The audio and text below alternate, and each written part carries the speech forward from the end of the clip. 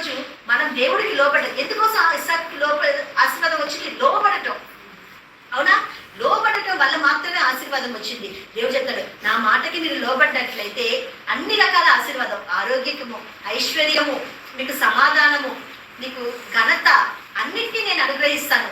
మీరు నాకు లోబడకపోతే మీకు ఘనత ఉండదు, మీకు సమాధానం ఉండదు, ఆరోగ్యం ఉండదు, ఐశ్వర్యం ఉండదు, ఏది ఉండదండి. మీకు దేవుడికి లోబడ్డప్పుడు మాత్రమే ఇవన్నీ కూడా మన జీవితంలో ఫలిస్తాయట. మనం ఎంత గొప్పగా మేము గొప్ప అని మనం డబ్బాలు కొట్టుకున్నా సరే మన వెనకాల ఏమంటారు? పనికి మాలలో అంటారు. అవసరమా? కాదు కదా. మనము మన గురించి సాక్ష్యం చెప్పుకోవడం కాదు, కానీ మన గురించి వెనకాల మాట్లాడాలా. అవునా? అది మనకి నిజమైన ఆశీర్వాదం. దేవుడు చెప్తాడు, ఆ ఆశీర్వాదాన్ని నేను మీకు ఇస్తాను. మీ గురించి మీరు చెప్పుకోవాల్సిన అవసరం లేదు, కానీ మీ గురించి 10 మంది చెప్పేలాగా నేను మనుషుల్ని ఏర్పాటు చేస్తానంటున్నాడు ఆయన. ఒక భర్తని, నా భర్త మంచోడని చెప్తే అది సాక్ష్యం. ఒక బిడ్డల గురించి ఒక తల్లి చెప్పినప్పుడు అది సాక్ష్యం. తల్లి గురించి బిడ్డలు చెప్తే సాక్ష్యం. అవునా? ఒక ఉద్యోగ స్థలంలో ఒక మేనేజర్ ఒక వ్యక్తి గురించి చెప్పినప్పుడు సాక్ష్యం. ఒక డ్రైవ్ చేసే వ్యక్తికి ఆ ప్యాసింజర్ చెప్పినప్పుడు అతను మంచిగా సేఫ్ గా తీసుకెళ్తానని చెప్తే అది సాక్ష్యం. ఒక సంఘం గురించిలో ఉన్న విశ్వాసం చెప్పడం సాక్ష్యం. అవునా? మనకై మనం చెప్పుకోవటం కాదు. దేవుడు అదే చెప్తాడు, నేను మీకు సాక్ష్యాన్ని ఇస్తాను. ఈ ప్రపంచంలో ఎన్ని చోట్ల ఎలాంటి వారు ఉన్నా సరే, చెడ్డవారు మీ మీద బురద చల్లాలని చూసినా సరే, వాళ్ళందరి ఎదుట కూడా నేను మీకు సమాధానాన్ని కలగజేస్తానంటున్నాడు ఆయన. అవును, ఆ సమాధానకర్త మనతో ఉన్నాడు కనుక మనకి ఎప్పుడు కూడా ఆశీర్వాదం ఏంటంటే. అంతేకాదు, యెషయా 9:6-7 మనం చూసినట్లే యేసయ్య మనకి సమాధానాన్ని కలగజేశాడు. ఆయన జన్మ ద్వారా మనకి ఏం చేస్తాడు? మనకి పరలోకంలో ఉన్న తండ్రికి సమాధానాన్ని కలగజేశాడండి. అవునా? ఆయన జన్మించకపోతే పరలోక రాజ్యానికి మనకి సమాధానం ఉండదు. ఈ రోజు మనం పరలోక రాజ్యంతో సహవాసం చేస్తున్నాము, ఈ పరిశుద్ధ గ్రంథాన్ని మనం పట్టుకోగలిగిన దానికి అర్హులమై ఉన్నాము అంటే దేవుడు మనకి చేసిన సమాధానమే.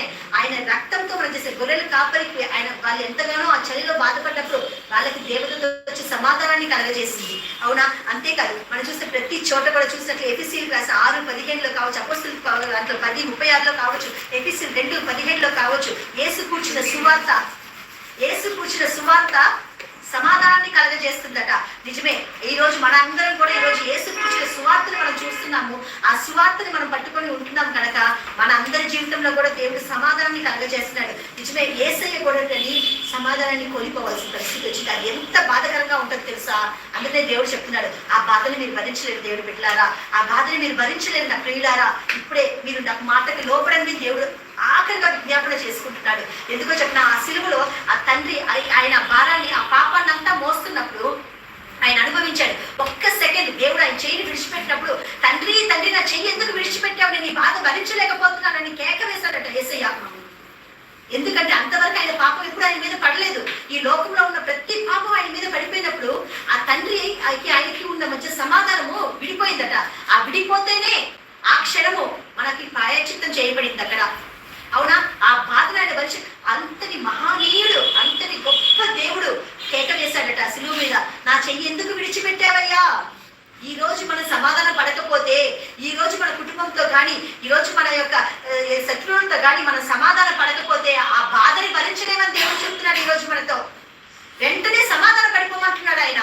ఎక్కడైనా సరే ఈ రోజు మీరు వెంటనే ఇంటికి వెళ్ళి మనం చేయాల్సిన ప్రతి పని కూడా, ఎవరితో మనకి సమాధానం లేదో వాళ్ళతో మనం సమాధానం పడాలా.